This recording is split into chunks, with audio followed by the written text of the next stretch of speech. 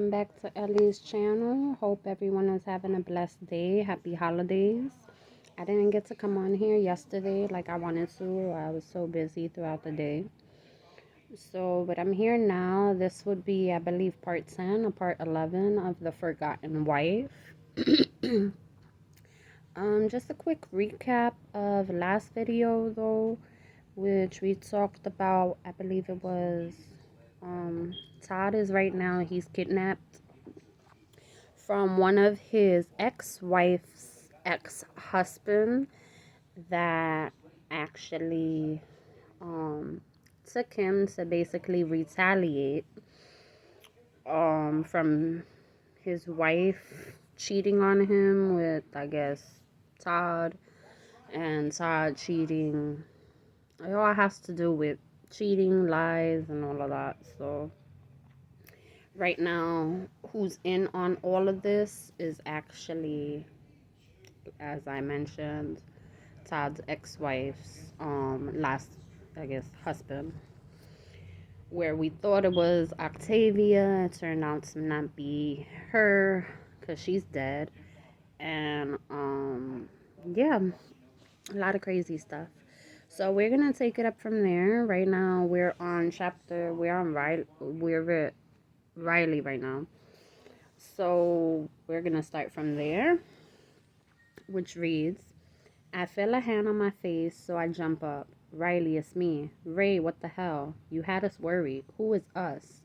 Me and Detective Collins. What's going on? Put some clothes on and meet us in the living room. What time is it? 4:30 a.m. I throw the cover back and get up. You couldn't call first? We've been calling for the last 2 hours. Shit. I took a pain pill and put my phone on Do Not Disturb. I walk into the closet and throw on some jeans and a t-shirt. When I get to the living room, all of them turn to face me. What's going on? Have a seat. Y'all are scaring me. Just tell me. Is it Todd? We know who is behind this. Who? He hands me a piece of paper. Wait, this is Roman, Todd's head chef. Oh, wow. So, damn. His real name is Samson Montague. He was married to Layla. Wait, what? Is he the one who was sending the emails? Seems that way. None of this makes sense. How you all found Todd? Not yet. Do you think he has him? We don't know, but it is a strong possibility. Why now? According to what we found, Layla was married to Samson when she began her affair with Todd. After they divorced, he was put into a court-ordered mental facility for 8 months after he beat a man in a bar fight. We believe once he was released, he went back for Layla, but she was pregnant and involved with Todd. I was able to speak to a counselor when she states all he talked about was getting her back. And nobody thought to look into him until now. No, they had no reason to suspect because they were divorced. Didn't the therapist have a duty to warn her of him? We don't know. Well, where in the hell has he been since then? We are investigating that now. It's possible he was locked up again or simply waiting until the right time to make his move. Make his move? For what? I still don't understand what this has to do with me. We don't either, but I am waiting on his full record to be sent over. Maybe we could find something he left behind that can give us some straight insight into why is he hell-bent on destroying you and Todd. What am I supposed to do in the meantime? I want to place you into protective custody until we have him. Oh my God, TJ. I run to get my phone. I snatch it off the nightstand, and when I unlock it, I see 4 text messages from Todd. Riley, I didn't mean for this to happen. Please forgive me. I didn't mean to kill Octavia, but she deserved it. Take care of my son for me. I love you. Riley, what's wrong? Ray asked when I walked down the hall. I got some texts from Todd's phone, but they are not from him. How do you know? For starters, he spelled my name wrong, and this sounds nothing like him. Warren, call and see if we could trace the phone. Riley, reply and see if you get a response. If the phone is still on, we can find out where it is. Okay. Todd, where are you? I'm worried about you. Todd. I open my eyes to see him watching a video of Riley. When I moan, he turns to me. Are you going to act right now? Is that live?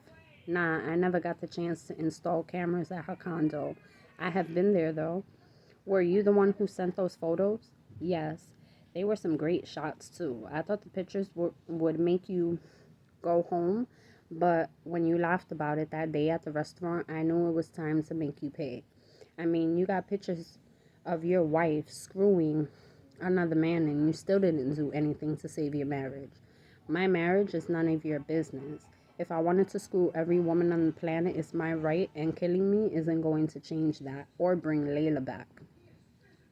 You're right, but I'll get to console your grief stricken wife. I'll be the one holding her at night and making love to her when she's ready. And damn, she's sexy. I watched her have sex with that man, and the way she moans when she has an orgasm. Damn, how could you forget that? You're a psycho. He laughs. The last dude said the same thing. What dude? The one she had the affair with. He started getting pushy, demanding that she see him, so I had to take care of him too. I didn't need him ruining my plans. What about your wife? She's dead, remember? So you aren't married? Hell no, I only told you that so you would trust me. The church? Another lie. Man, do you think God cares about someone like me? Fuck no. I am not looking to be saved. You are crazy. So I've been told. Riley would never go for this. She will never go for you. He laughs. I wouldn't be so sure. Just then my phone vibrates. I watch him unlock it. How do you know my code? I know everything about you. Oh, your wife is worried about you, he says, holding up the phone. She wants to know where you are. Should I reply and say on your deathbed? Leave her out of this. What are you going to do to save her? He stabs me in the stomach. Are you going to save her boss, ma'am? I cry out from the pain. You should have listened when I told you to leave Octavia alone and go home, but no, you had to have her. You had a wife at home who was begging for your attention and you forgot her. I cough and then laugh. The same way you forgot Layla. That's why she came to me. You were not man enough for her. But I made sure to give her everything she needed when she was in my bed. Shut up. She was good at it too. Man, I remember the way she used to suck. He begins stabbing me over and over. Shut up. You don't get to talk about her.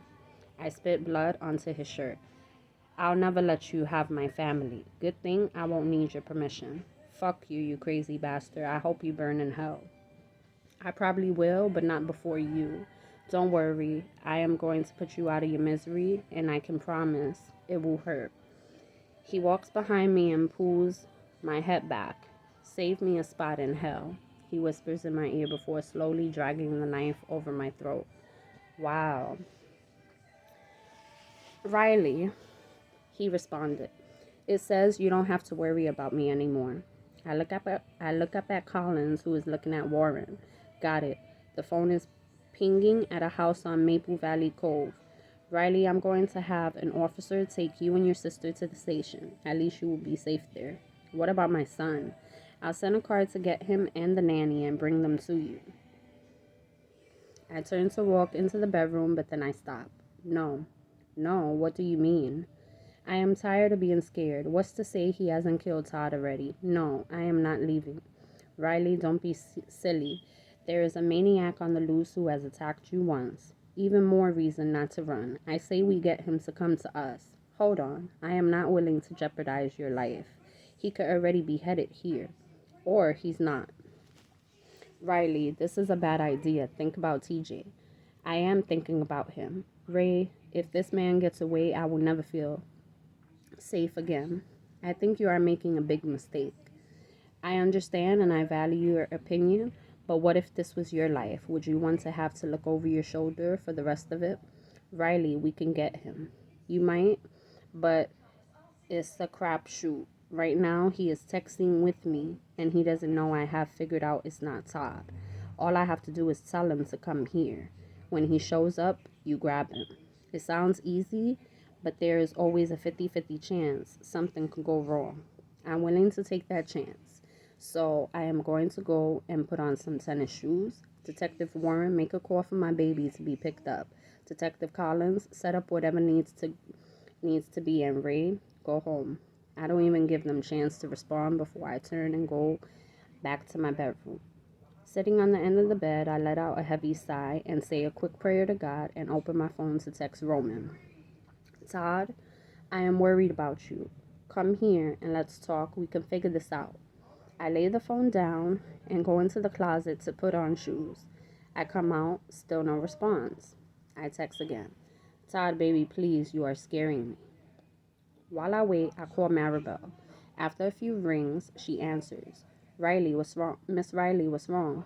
Maribel, I am so sorry to call you at this hour, but a police officer is on the way to your house to take you and TJ to the police station. I don't want you to panic, but can you please be ready? I would not ask if it were not for your safety. Yes, ma'am. We get ready now, she says, her Spanish accent heavily coming through. Thank you, and I will see you soon. Releasing the call, I open the message app. Still no response. Has he answered? Collins asks when I walk back into the living room to see Ray still there. I shake my head. Then we need to get you out of here. A few more minutes, and if he doesn't reply, I'll go with you. I pace around the room, constantly looking at the phone. Riley, I know, Ray. Let's go. I grab my purse and keys. We get downstairs and Detective Warren instructs the officer to transport us to the station. Riley, I've already briefed my captain. He will have someone waiting for you and your family when you arrive. Detective, please stop Roman and save my husband. I will do my best. Stay safe. You too. I lay my head back on the seat as tears begin to fall. Ray, why would Roman do this? I only met him once. He seemed nice. Baby, there's a lot of wolves dressed like sheep. We may never know why he did what he did, but we will get through it, okay? She grabs my hand. When I see her bow her head and close her eyes, I know she's praying. So I close mine as the tears continually fall. We ride without talking for over 20 minutes with the only noise coming from the office radio. Pulling up to the station, we hear a frantic call. Shots fired. Officer needs assistance at 5541 Maple Valley Grove. I repeat, shots fired. Officer need assistance. Hours later, we've been moved to a hotel room. Maribel and TJ are in the bedroom and Ray and I are in the living room. She is asleep on the couch and I am looking out the balcony door. I hear a key slide in the door. I jump up. Riley, is Detective Collins. Detective, did you get him? We did. He's dead. What about Todd? Where is he? Riley, I'm sorry, but he was already deceased. No.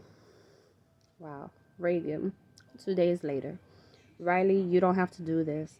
I can have the coroner bring you a picture to identify his body, Collins says as we walk through the doors of the morgue. No, I need to see him.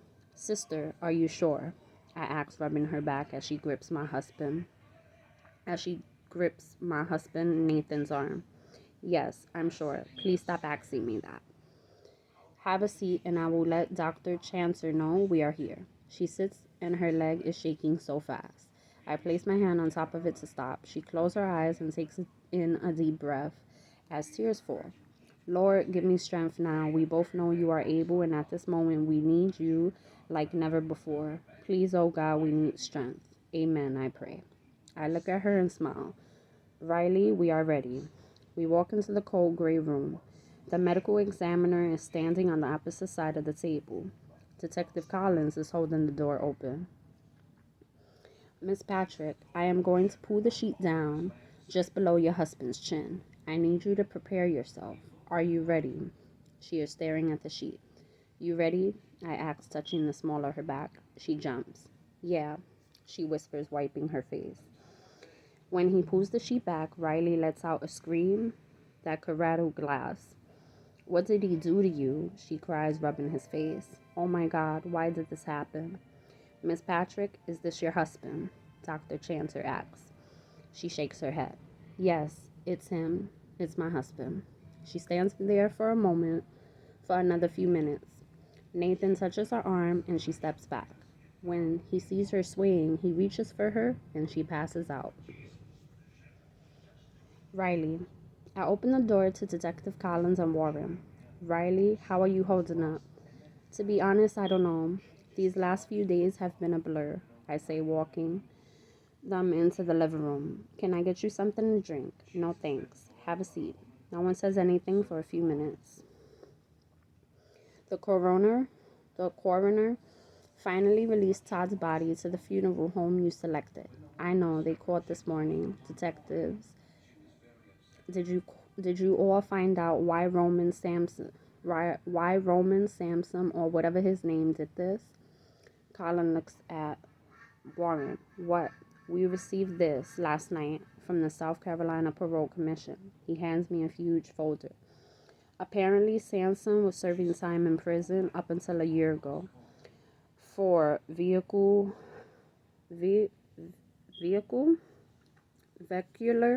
manslaughter. Upon his release, he dropped off the face of the earth and became Roman Vogue. Brace yourself, because some of the things you are about to see are demented. I take the folder and open it. The first thing I see is a sheet of paper in plastic with the words, "The Forgotten Wife," written in bold, red letters. Is this blood? We think so.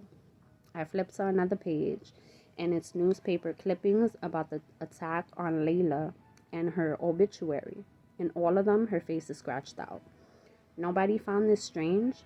The thing is, these items weren't discovered until he'd been released. They were found in a hole behind the bed he was sleeping in.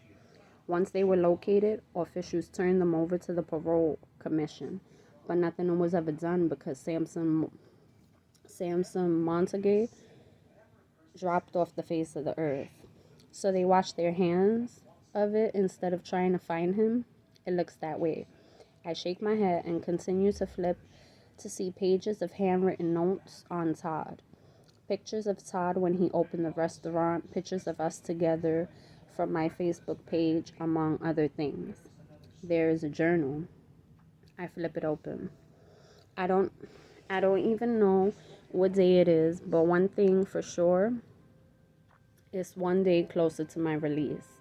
I can smell the air now. I wonder what it's like in Memphis. I don't know, but I cannot wait to get there. I can already feel Todd's blood on my hands. The things I am going to do to him. Maybe I'll cut off his dick and send it to his wife. Ha ha, serves him right.